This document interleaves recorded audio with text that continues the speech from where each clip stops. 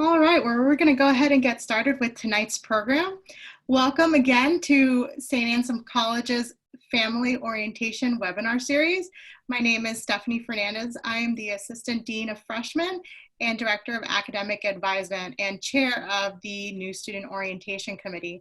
Tonight we have the second of our webinar series for our families. This session is entitled All About Finances, which I'm sure is a very timely topic for a lot of families and parents out there. Just a couple of reminders before we start our session today. This session will be recorded and will be available on the orientation website, which is through our general public St. Anselm website. And you'll be able to find the recording and the slides for today up on the website within 48 hours after our presentation tonight. So you can look for the session there if you wanted to get a recap of anything that we said tonight. The other thing is I want to mention that we will be taking question and answers. You'll see down on your screen on the lower right-hand side, there's a Q&A tab. You can go ahead and select that and put any questions that you want the panelists to answer through there. We do recommend that and discourage that you use the chat feature. Unfortunately, when we're talking, it's not the best way to communicate with the panelists. So we ask that everybody use the Q&A feature on the bottom, and we'll try to get through as many questions as we can tonight. So with that, we'll go ahead and get started. So we have a great lineup of panelists today to talk all about your student's journey through the finances of college. So from the controller's office, we have Erica Dobler, who's our college controller. We have Gail Rames, who's our student financial services specialist. We have Sherry Tribucchi, who's our associate director of financial aid. And we have Patricia Bunton, who is our senior associate director of financial aid. So with that, I'm going to go ahead and turn it over to our first speaker, which I believe is Sherry, that will run us through the presentation. Thank you, Stephanie. I'm just going to take a minute here to share my screen with you.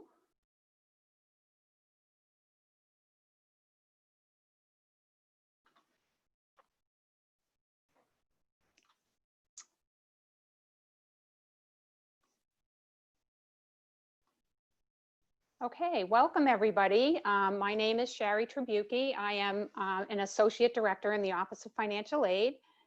It's good to be here with our newest Anselmian families. And we're going to go over with you tonight some details around the finances. You know, things that you and the student need to know about how to access the student's financial aid portal, or how the student accesses that. Their next steps for financial aid, some details around loan information, and Erica will talk to you about accessing the student account and bill details and payment options, and then we'll get into the Q&A. So the student accesses their financial aid portal now through their My Anselm portal. So once they became enrolled students, their way into their financial aid portal is through this My Anselm portal. The instructions for how to set that up are on their enrollment portal. And they would go in from My Anselm to My Finances, and then click on My Financial Aid over there on the left, and then over here to My Financial Aid Information Net Partner. Once they get onto their Net Partner Financial Aid portal, they click on the top left menu to access, to do all of their navigation from there. So this is a screenshot of what that looks like. And the things that they want to check out once they get onto their Net Partner Financial Aid portal, if they haven't already, they first have to agree to terms and conditions for electronic communication before they can even get going. They may want to complete an online ERPA authorization, which we will get into in a couple of minutes. They can review their aid offer and begin planning based on, you know, the direct costs that we're going to bill for, and then whatever financial aid they've been offered, how to plan out their financing strategy for paying the rest. They also want to look on that financial aid portal for outstanding financial aid items that they may need to complete. So they want to look for the menu item required documents and critical messages, and from that main menu, and look for any other items that may still be outstanding, some of which we will discuss tonight as well. We also have an upload feature available on the Net Partner Financial Aid portal now. And we just wanted to remind the families that most of our communication now from the Office of Financial Aid is going to be done via email. So it will go to the students at Anselm email address from the point that they became enrolled students. So they should be checking their St. Anselm email address regularly from our office and from any other office at the school. So I just talked to you a little bit about the FERPA online authorization. FERPA refers to the Federal Education Rights and Privacy Act. As enrolled students, we can only speak to the student regarding their financial aid and their bill unless they grant us permission to speak with others. And they can go onto their online financial aid portal in order to complete an online FERPA authorization to designate who are the other people that they would like us to speak to. And without that permission, we can only speak to the student about their financial aid and their bill. And I do just have to mention that this FERPA authorization is not school-wide. It only covers financial aid and student accounts, their bill. It does not cover anything to do with academic records and things like that. They would have to discuss, or they would have to go to the registrar's office or contact the registrar's office if they want to designate others to speak about their academic record.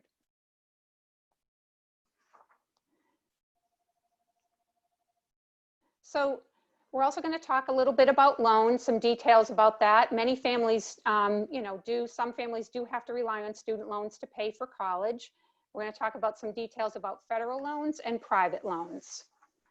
So for federal direct student loans, if they applied with the FAFSA and they met basic eligibility requirements, as a freshman, they were eligible for $5,500, sophomore $6,500, and as a junior and senior, it increases up to $7,500. When we gave them their financial aid offer, the loan amount was split 50-50 between the fall and spring. I provide on the details on the slides what the current origination fee is and the current interest rate, the interest rate for 2020-21. The interest rate and origination fee does change from year to year. Any federal direct loans that are offered to the student as part of their financial aid offer are accepted on their behalf. The student must notify us in writing, either by communicating via their St. Anselm email address or by completing a direct loan adjustment form found on their enrollment portal if they wish to reduce or decline their loans. As first-time borrowers, the student, not the parent, must complete 2 requirements for the Department of Education. One is entrance counseling, which is an online tutorial. It explains anything and everything they ever wanted to know about federal direct loans, including the difference between a subsidized and an unsubsidized loan. They also have to complete online a master promissory note. It's the student's signature as their promise to repay the loan. Both of these requirements can be accessed via the student's financial aid portal. And by clicking on the link there, they will be redirected to the studentaid.gov website, where the student logs in with their federal student aid ID and password, the same one they use to complete their FAFSA. Email with instructions for completing the federal direct loan requirements or declining all or part of their federal direct loans will be sent to the students this Friday, June 12th. So they should check their St. Anselm email on Friday. Federal direct parent borrowers request the loan and complete a master promissory note on the same website as the student on studentaid.gov. However, the parent must log in with their parent federal student aid ID and password. It's the same as the parent used to sign the student's FAFSA. During the application process, they specify the student for whom they are borrowing. Parent notification of approval or decline of the loan is immediate. If the loan is denied, the parent has the option to either accept the denial, appeal the decision, or pursue an endorser.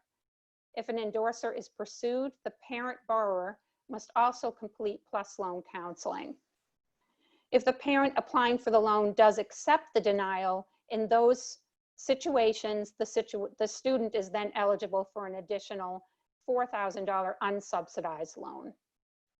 So our office is notified by the Department of Education of completion of students' direct loan requirements, as well as Parent Plus loan applications.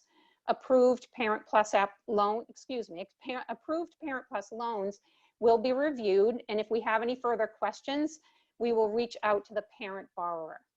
Once the loan is added to the student's financial aid, we will notify the student and the parent borrower. Private loans. In addition to federal direct loans, students and parents have the option to apply for private loans.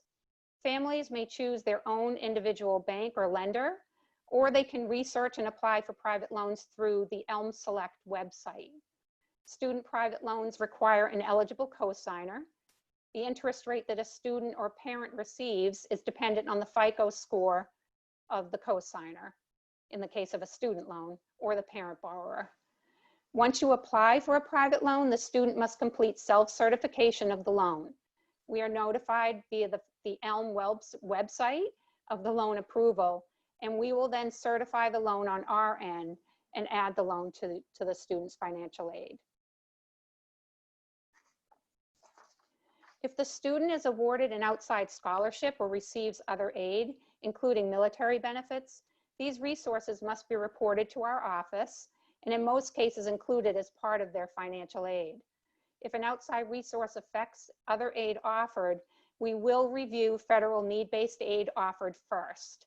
We will notify the student of any change to their financial aid offer as a result of an outside resource being added. And in many cases, no change is needed to financial aid, but we just need to let you and the students know that it can happen.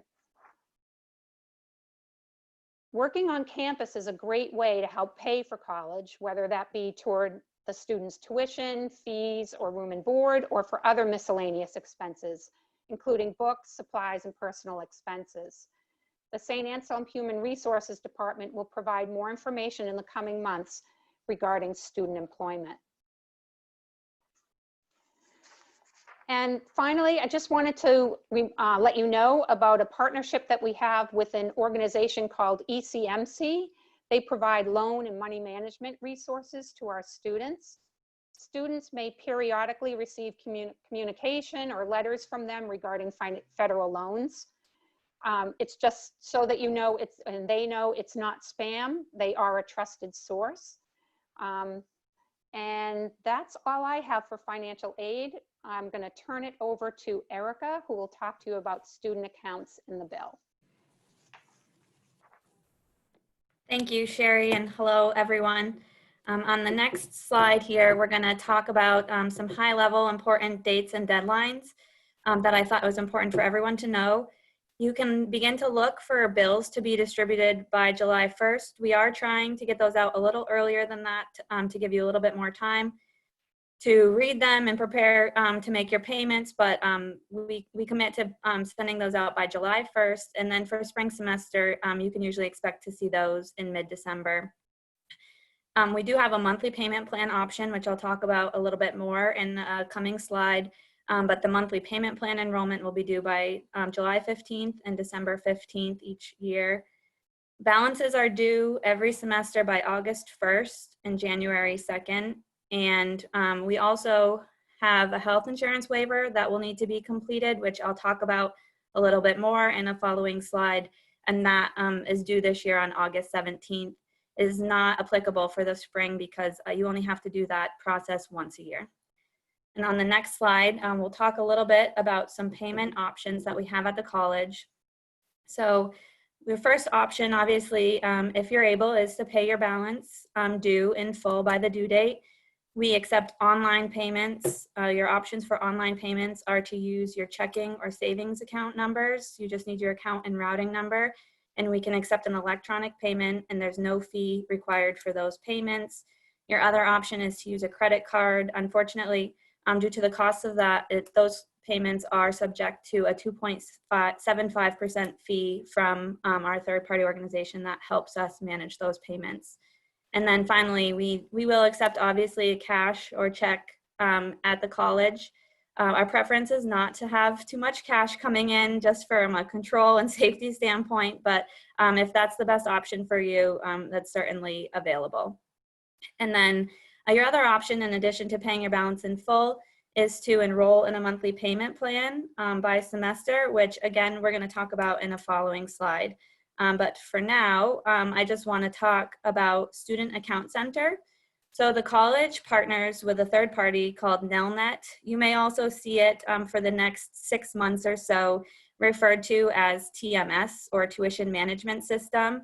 Nelnet acquired Tuition Management System last year, and we're still in the process of integrating the two products and moving over to the full Nelnet product. So for the fall, the product will be Tuition Management System, but it's owned by Nelnet, so most of the branding and everything, you will see the Nelnet name on that. Just don't be confused if you see TMS or Tuition Management System on anything.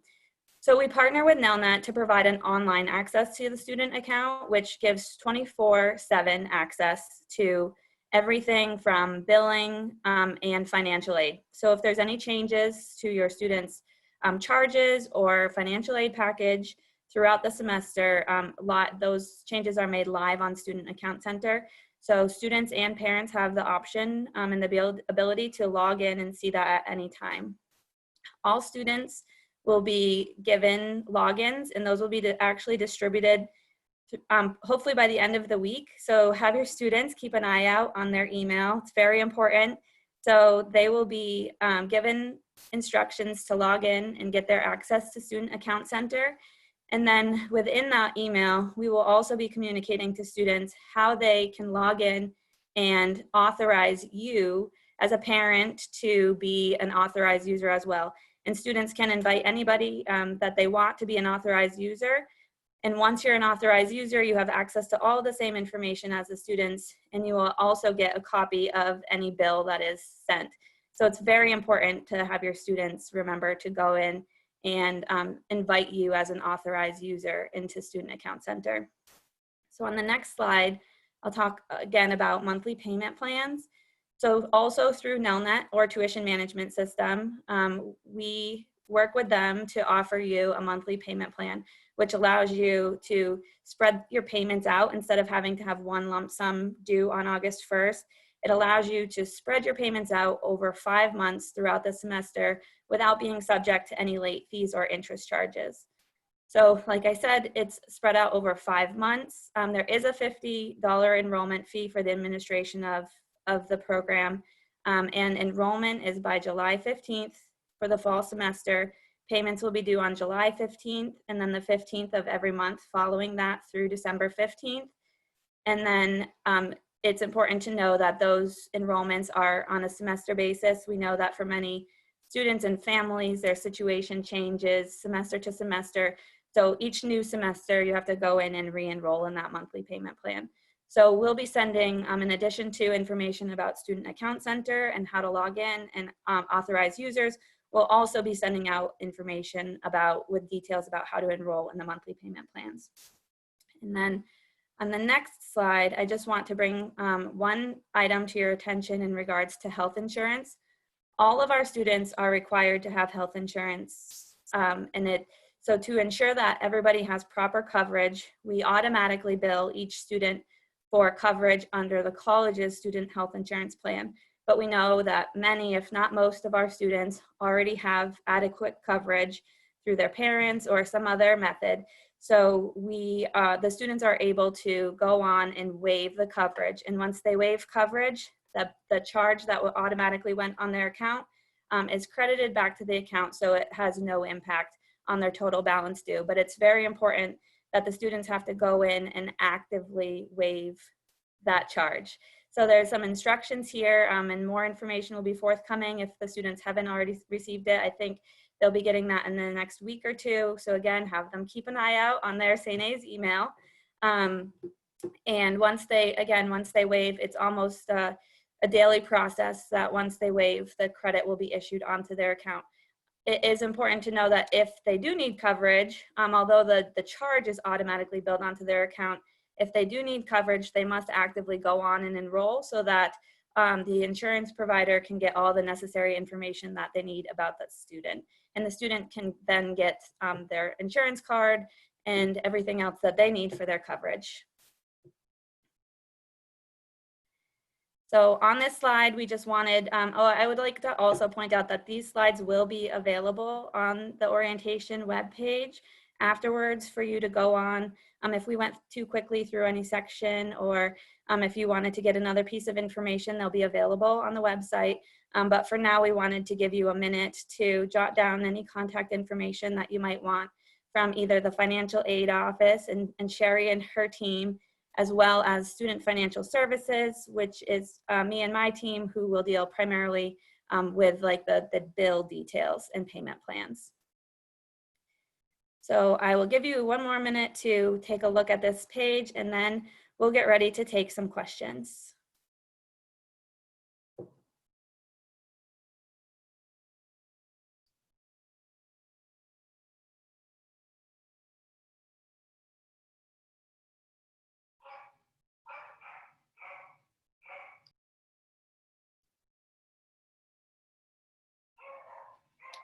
All right, well, thank you so much. I think I learned a lot more about financial aid just watching. Hopefully you did too. I did want to give you a quick update for those of you that attended Monday's town hall with President Favazza and our academic and student affairs officials. There was an official announcement from the college regarding reopening for the fall. You can find all that information on our college website. Ansem.edu. You can see it right there. It should be on the header. So that might also be able to answer any questions you have about the fall in case those come up. Students also received an email to their Ansem email. So you can always bug your student to check their email and help us out get some of those messages out for the fall. But I did want to turn to some of our questions, and I just want to remind everybody, if you have a question, please use the Q&A function on the bottom, and we'll try to get to as many questions during the next 35 minutes. So we had a couple of questions come in already during the registration page. So I'm going to start with Sherry. This one probably is for you and your team. This is from a parent of a student athlete. If their season is canceled, does the student lose their scholarship?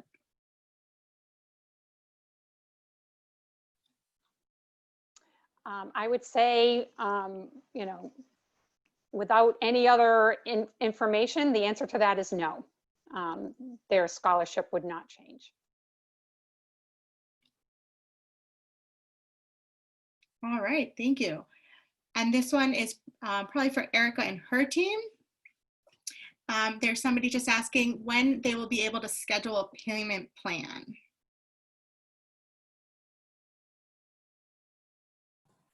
So that information will be coming out very shortly. We're working with Tuition Management System on getting that all set up for you guys.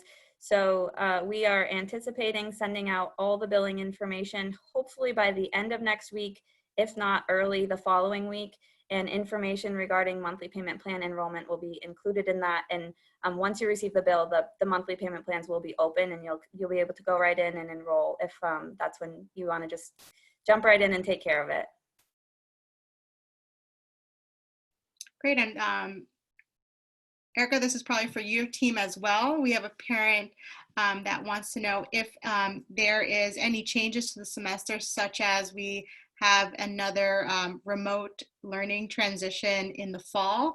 will there be any changes to tuition? And they're also asking about whether the charges for housing and meal plans will be impacted if there's a switch to remote instruction in the fall.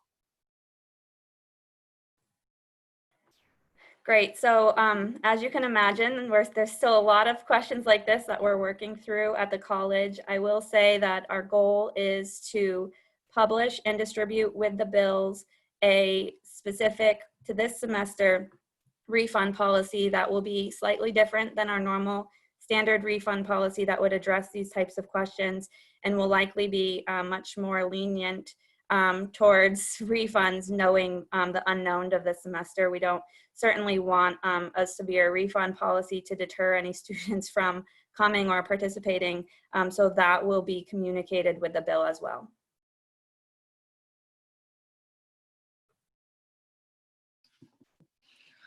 All right. So now we're turning into some of our questions on the screen, and it's great to see so many people asking questions. This might be, I think we'll possibly turn it over to Erica, but Erica, let me know if somebody else should take this. We have somebody that's asking if parents are not in the same household, are they able to create 2 separate accounts so that each of them can see the student bill? Great question. So students can actually invite as many users to Student Account Center as they want. They can have 2 separate parents, they can have grandparents, aunts, uncles, family friend, whoever your family may be lucky enough to be willing to contribute towards your student's college experience is welcome to have an account. Your student just needs to know that everybody that they invite will get a copy of the bill and will be able to see everything.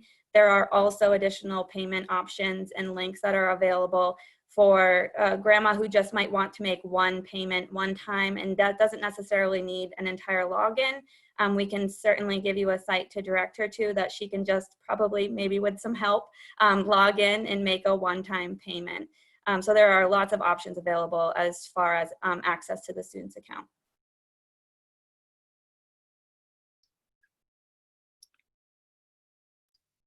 Great. I think, Erica, I'm going to keep you on the spotlight there. Here, we have another question regarding the refund policy. And the question is, because we've announced the new calendar for the academic year and they're leaving at the end of November, is there going to be a refund or an adjustment for room and board? Not that I've heard of. Again, this information is all new, but the students are also coming early. And I think that there may be some adjustments to breaks. Don't hold me to that because I haven't read anything official. So no, as far as I know, there aren't any adjustments. But if that information is forthcoming, that will be included as soon as we know it and would be hopefully known before the bill goes out. Great. So the next question is for Sherry and her team. A family member is asking if they received federal financial aid. Would it be included in the breakdown of expenses they received in the acceptance letter?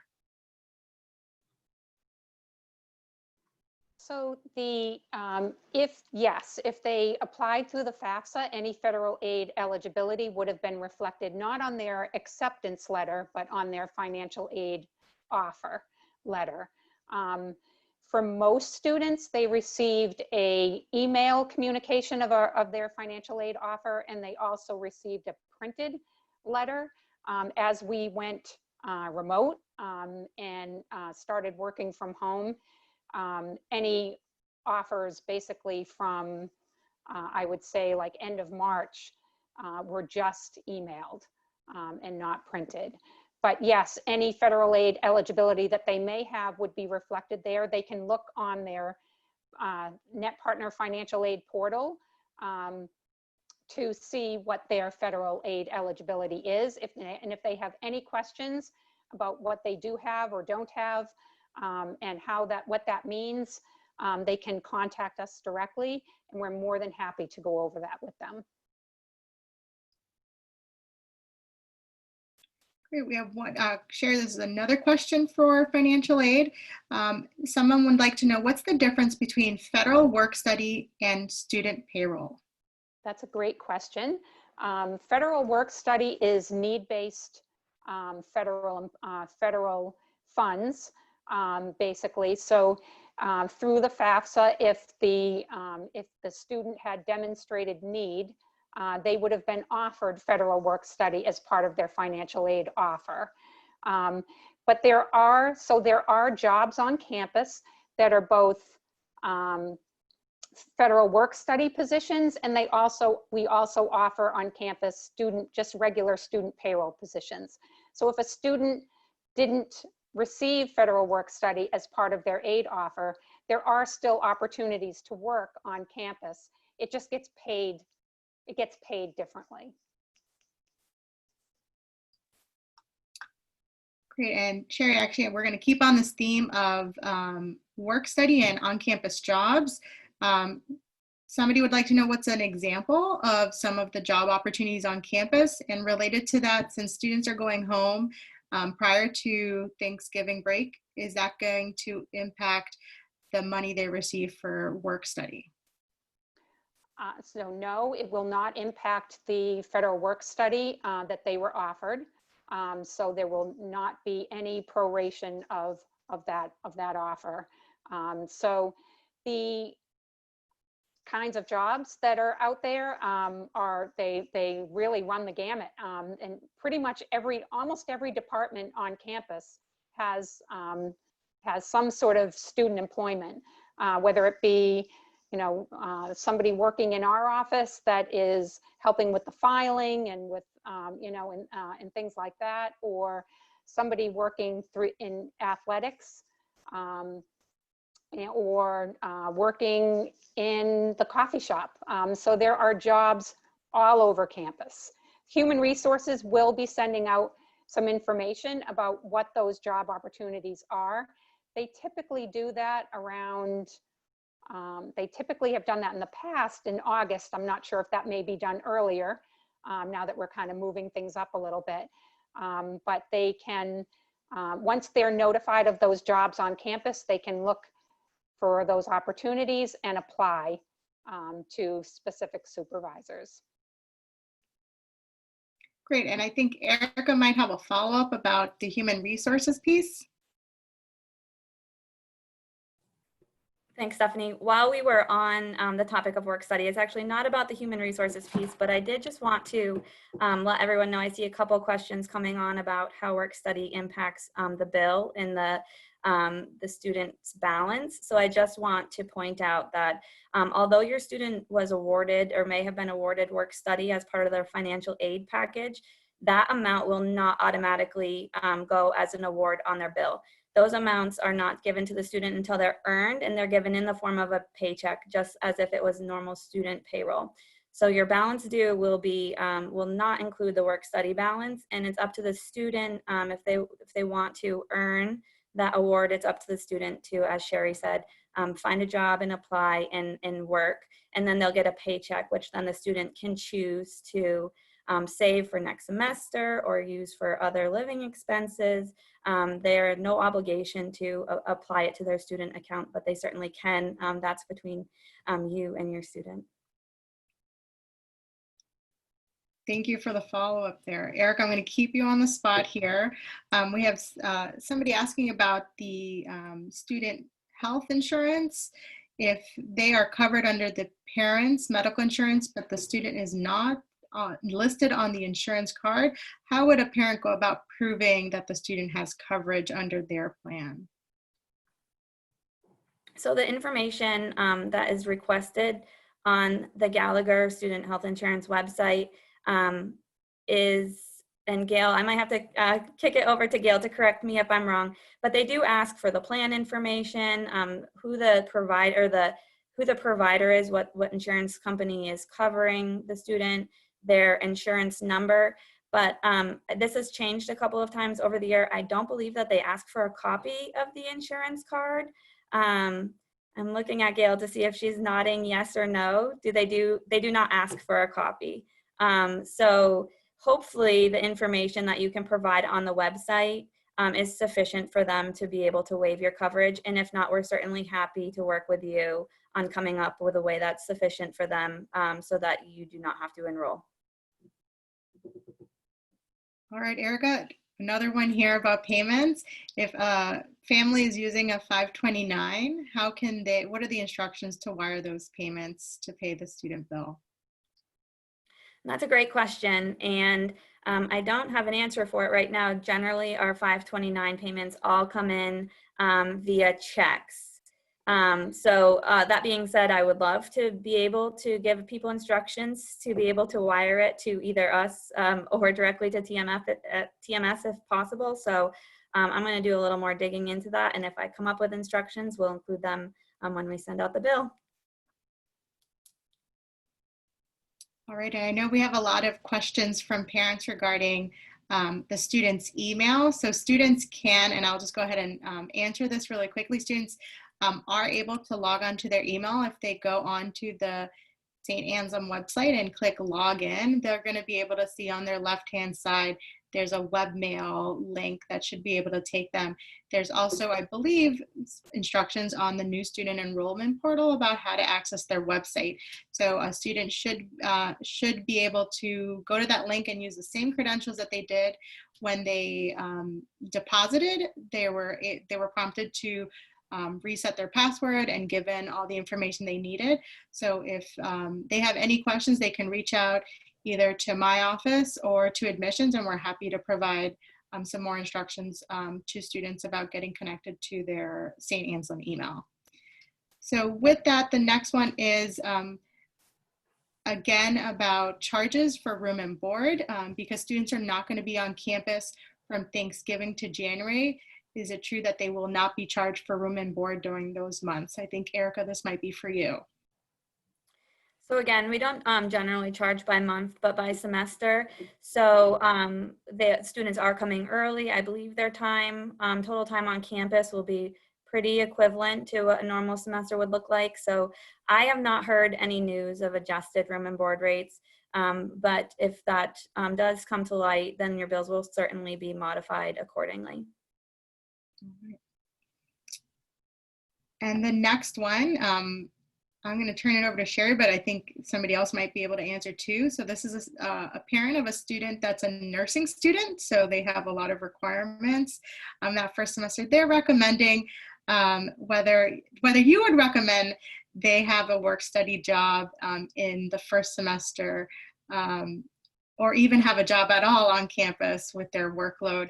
I mean, I can talk from an academic perspective, but I'll let Sherry talk about some of the financial aid impacts.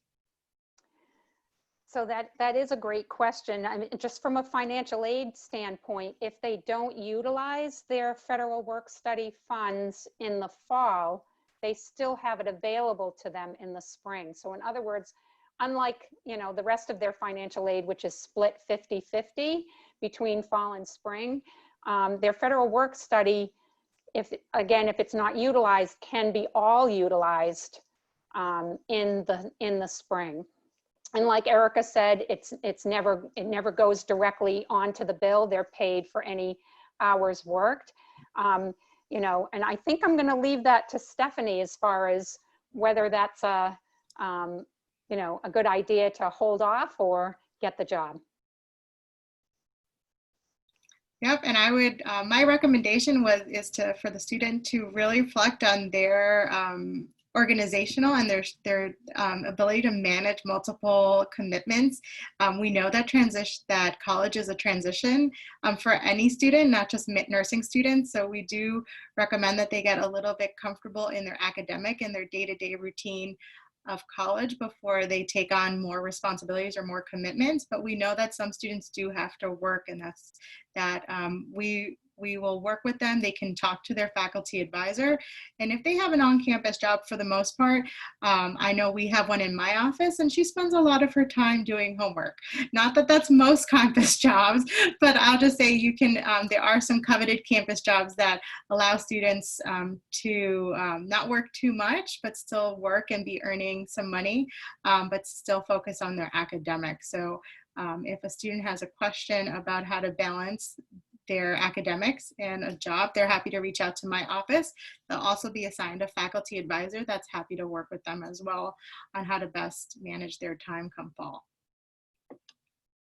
So with that, there's another one share here for you. If someone anticipates to have a significant outside scholarship, how will that impact the payment on August 1st, and how do they handle that payment on August 1st? So that also, I'm glad that they mentioned that, because one thing that I didn't mention when I was talking about the outside resources is that there is a form available on the student's enrollment portal, and they can also obtain it from their financial aid portal. It's called, outside resources. So they can notify us of those resources by utilizing that form. If they email it to us, say for example, they may not know whether it's coming in time for August 1st or not, but if we know that the amount is for the fall only, we will put that on their financial aid, and that information goes over to student accounts, as Erica described, and it'll be pending aid. So student accounts will know about it, and it'll be reflected as part of aid that will be deducted from their bill. So that's another reason why we want them to report that information to us, so that we can, help figure out, does it go on fall? Does it go on spring? Is it split 50-50 between the two semesters? So that form helps us to organize that for them. And Erica, I think, has more. Thanks, Sherry. Yeah, I think I just wanted to stress exactly what Sherry said, that it's important for you to let financial aid know that that's coming in, because even if for some reason the awarding agency, whether it's your high school or a local club or whoever the award is coming from, if we don't get those funds until September or even October, there will be no resulting interest or late fees, as long as we know that they're coming and that you've told financial aid and completed the proper paperwork. So it's no big deal if those come in a little bit late, but it is important that we know about them. All right, we have another question about work study. This is for Sherry. If somebody's been granted work study, is the award able to be revised? So I'm not quite sure what they mean by revised. So the federal work study eligibility that they had is what they are eligible for. If they were eligible for federal work study, again, they will be able to see that on their financial aid portal, and the amount offered is what they are eligible for. I'm not sure if they mean by declining other aid, they could have more in work study or something like that. That can happen. For example, if they weren't initially eligible for the federal subsidized loan because the federal, they didn't have a lot in federal work study, they may have received some in federal subsidized loan. We can, if they decline all or part of some, move some over to the other, because subsidized loan and federal work study are both need-based federal resources. But other than that, no, it can't be revised. I don't know if Tricia might have any more information on that or have a different take on that question.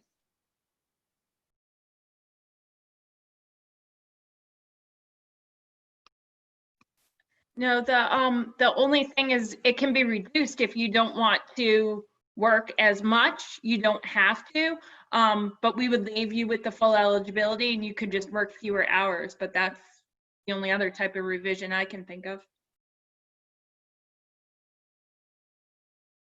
Right, and just to confirm, we have just somebody asking that the full amount is not paid up front for work study. Is that correct for Sherry? That is correct, yes. So they're paid for hours worked.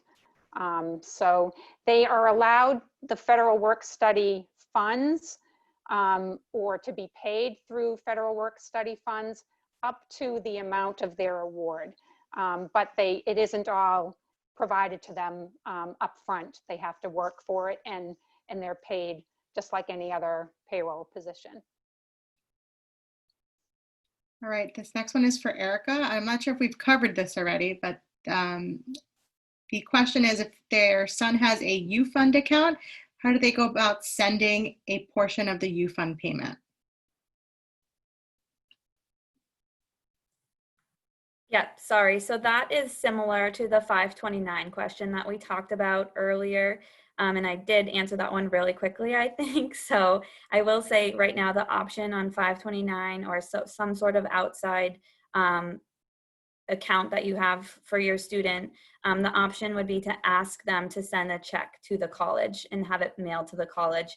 I am going to look into some alternates to that, but right now that's the best approach. So you would just give them our address, make sure the student's ID number is included so we know who to apply it to, and ask them to mail us a check. All right, so the next one is going to be for Sherry. We have somebody that would like to know, how does their student go about applying for government-funded student loans? And the follow-up to that is, they know that the student has to complete a workshop. Is there any more information about that? Okay, so applying for the federal direct loans is through the FAFSA. So if they already completed a FAFSA, any eligibility that they had would already be reflected on their financial aid offer. If they didn't apply with the FAFSA because they weren't sure that, or didn't know that it was a resource available to them, they can still complete the FAFSA at any time during the academic year. So while the student is enrolled, they can, for the year, they can still, and they're still in classes, they can still apply. As long as a student is at least half-time and they meet other basic eligibility requirements, then they are eligible for the federal direct loans. It's not like other private loans where they have to look at, you know, cosigners or FICO scores or anything like that. It's pretty much an automatic for anybody who meets those eligibility requirements. The second part of that question was the workshop, but that's basically the entrance counseling, I believe is what they're referring to. So if they go to studentaid.gov, or if they click on the links for direct loan entrance counseling and master promissory note from their financial aid portal, it'll bring them over to studentaid.gov, and they will log in. The student logs in with their federal student aid ID and password, the same one they used for the FAFSA. And they will first do their entrance counseling. It takes about 30 minutes or so, 30 to 40 minutes, depending on, you know, how much they're, you know, reading of the information that's provided there. And it is a little bit interactive. It has them enter in some information about what loans they might be taking out for their freshman year, for example, and what interest rate that it is, and it'll kind of work through a process of describing how those federal direct loans are going to work. And then after they complete that workshop or that tutorial, the entrance counseling, they'll complete their master promissory note. The master promissory note is, and the entrance counseling is a one and done. They only have to do that once. The master promissory note is good for 10 years. So again, that's pretty much a one and done as well. They don't have to, the student does not have to complete another one for another 10 years. All right, and this question is for Erica. If we have somebody that wants to make a one-time payment, let's say a very generous grandparent to the student's tuition, can that payment be applied and then a payment plan go into place on the remaining balance?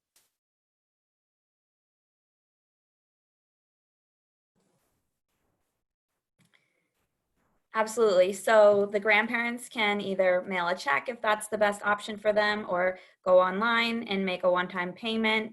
And then once that payment is made, you can adjust the balance due accordingly and calculate your monthly payment plan based on that. And you don't need to wait for the payment to be made. If you know that, you know, grandma is very generous this year and she's going to make a $5,000 payment. If you have a $10,000 balance due and you know that grandma is going to make a $5,000 payment, you can go ahead before she even makes that payment and enroll and start your monthly payment plan for the remainder of the $5,000. Great, so we're going to switch it over to some scholarship questions. So this might be for Sherry. We have somebody asking, how does the Merit Scholarship Program work and how does it impact the tuition cost? And then a follow-up question to that is, how do outside scholarships reduce the merit money awarded by St. A's? Okay, so as far as the merit, and merit was offered to the, if a student received a merit scholarship, it was received by or through the Office of Admission. The financial aid office does not award those scholarships, but the scholarship itself is split 50-50 between fall and spring. So pretty much all of their aid offered, other than what I described about federal work study, all of their aid is split between fall and spring. So they will see half of that scholarship. Once they log on to their student account, they'll be able to see half of that for their fall bill. And all the other aid as well that they may have been, or any other aid that they may have been offered. There is, on many of the scholarships, there potentially is a cumulative GPA requirement to keep that scholarship. They were notified of what that GPA is with their offer of admission, so on their acceptance letter, and also on their financial aid portal under required documents and critical messages. One of the messages is their GPA that they need to keep for their merit scholarship. So they get a little reminder there as well. All of the information about the all of our scholarships and any requirements for them and how that all works is on our website under, on the last page of our presentation, we had put the website to go to, anselm.edu/aid-offer. And if you go to that page, there's two really helpful booklets.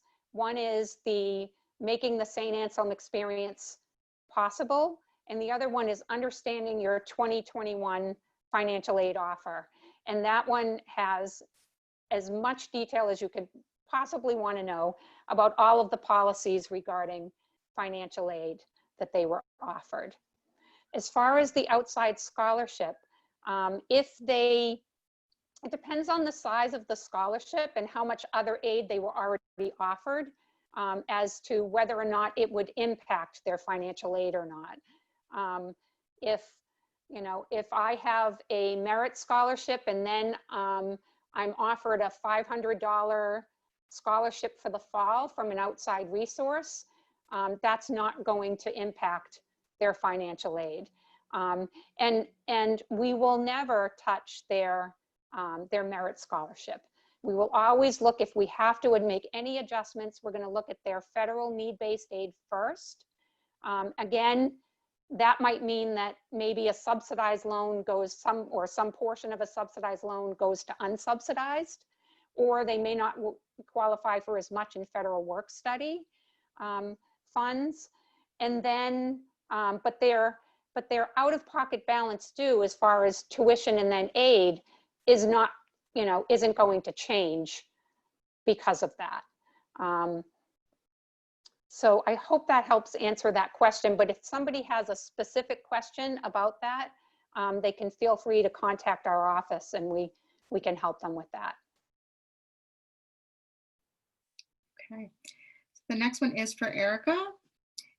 Erica, we have somebody asking that if the student waives the health insurance, is that subtracted from the tuition and fees amount, or is that additionally or is that in addition to the existing charges? So the health insurance is a charge in addition to tuition and fees. So on your bill, you will see a charge for tuition, a charge for room and board, and then a charge for health insurance. The cost of the health insurance plan this year is $3,089. So it is really important. That's a big number. It is really important if you do not need coverage to make sure your student waives that coverage. But it is in addition to tuition and fees. So that number will be an additional charge that you'll see on your bill, and then the credit will come off once it's waived.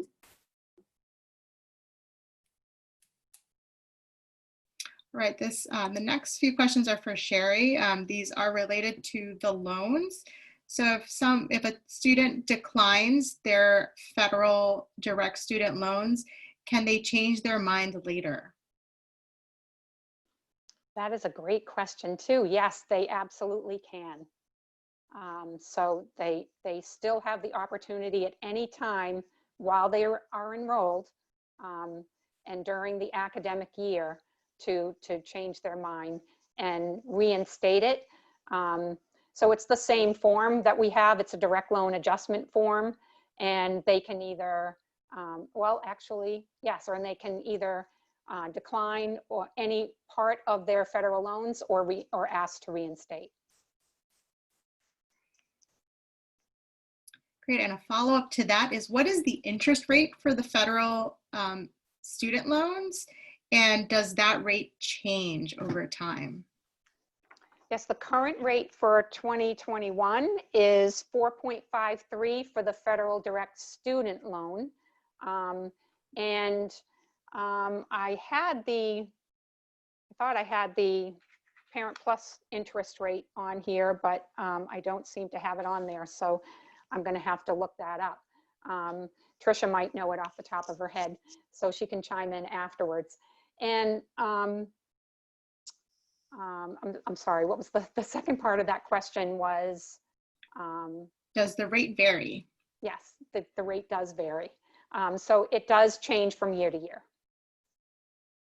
Trisha, do you know what the Parent Plus loan interest rate is right now?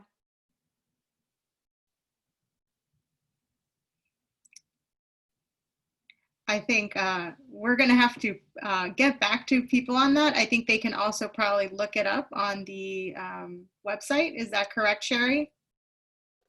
They can. The studentaid.gov website has all the information about what the current interest rates are.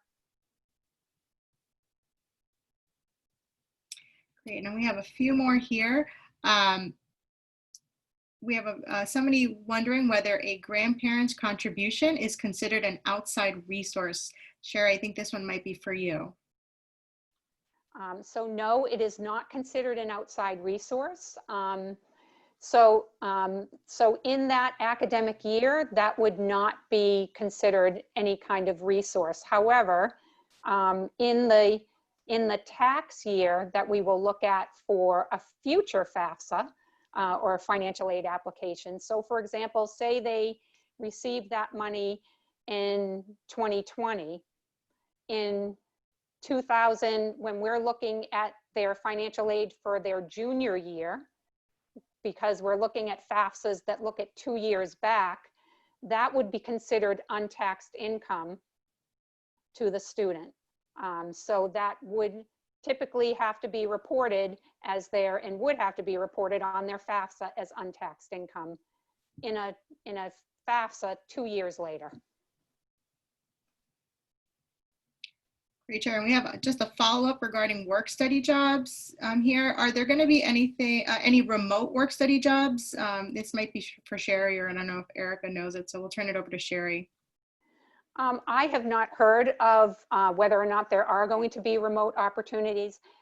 One thing to just keep in mind is the semester is going to start earlier than planned, so jobs may start earlier as well. So they may still have about the same amount of time to perform their work-study job on campus. The one thing that I can say just from experience and Erica can talk about this as well, from last semester, when the students did have to go home early, we were still allowed to utilize federal work-study funds and pay the students for what they typically would have worked, what their average work hours were for the rest of the semester. So if that kind of scenario ends up happening, if we have permission from the Department of Education to do that, that may be, something that gets done. But I don't know about any particular remote work positions at this time. Human Resources might, know of some later, but I don't know of any right now. Okay, we have two more questions that I want to get to because I think there might be overarching questions. Erica, the second to last question is for you. Can you confirm the mailing address where families can send payments? Again, I hate to keep deflecting. I will make sure this will be specifically on the bill for everyone. We'll give specific mailing instructions. I believe if anyone wants to write this down, that the checks will be mailed to Student Financial Services at 100 St. Anselm Drive, number 1733, Manchester, New Hampshire, 03102. I will add a caveat that we're currently doing some work and restructuring to our campus mail center. And I believe that some of our boxes may be going away and that may change. So I will get that answer before we send the bills. All right, and our last question, I know we've all been talking about all the different portals and access points that our students and our families have.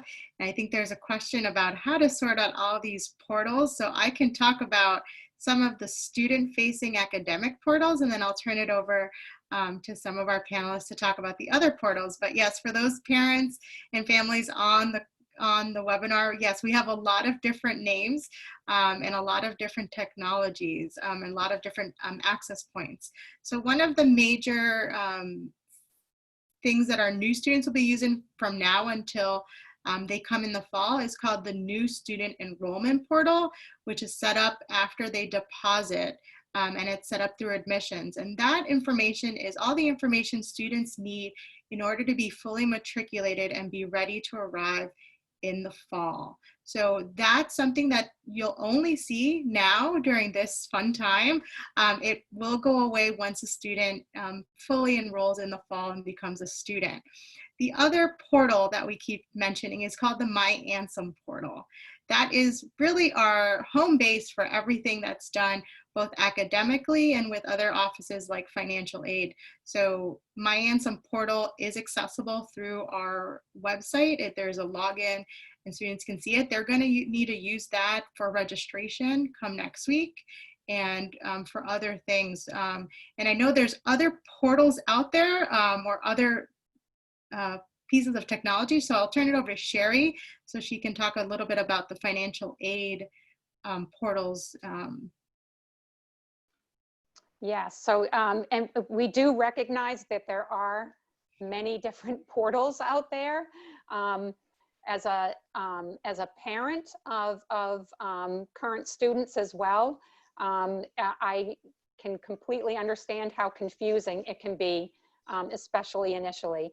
I do know that IT is working, not this year, but hopefully for next year, they're working on trying to come up with a solution that is single sign-on for everything. But for now, we do have to, you'll have to bear with us a little bit through a little bit, clunkier access as far as different portals. So the financial aid portal, which we refer to as their Net Partner financial aid portal, is accessed now through their My Ansem portal. And they can also get to, once they get the information about their student accounts, they can get to the student account link, for that student account center also from the My Ansem portal. So from My Ansem, they'll be able to get to the other places that they need to.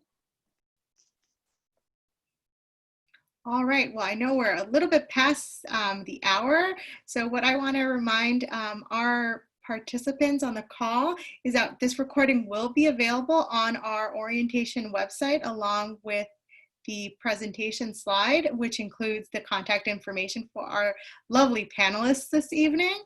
So please turn to our new student orientation webpage for the recordings, and they should be up probably by Friday. We're trying to do our best to get it up, but we are at the mercy of Zoom and how quickly we can get the recordings up. So please bear with us. I want to thank you all for attending the second webinar series in our family orientation. Just a reminder that we have another session coming up on Monday, which is probably also relevant. It's on health services and residential life for our new students and how to support your students through that. And the other session titled for next Wednesday, so we have 2 next week, is on Wednesday at 6 p.m. It's going to be about the academics and the academic support services that we have in place for our new students and how parents can help support their students through the academic journey of St. Anselm College. So with that, I want to wish everybody a great night, and we look forward to seeing you again on Monday or one of the next family orientation webinars. Thank you, everyone.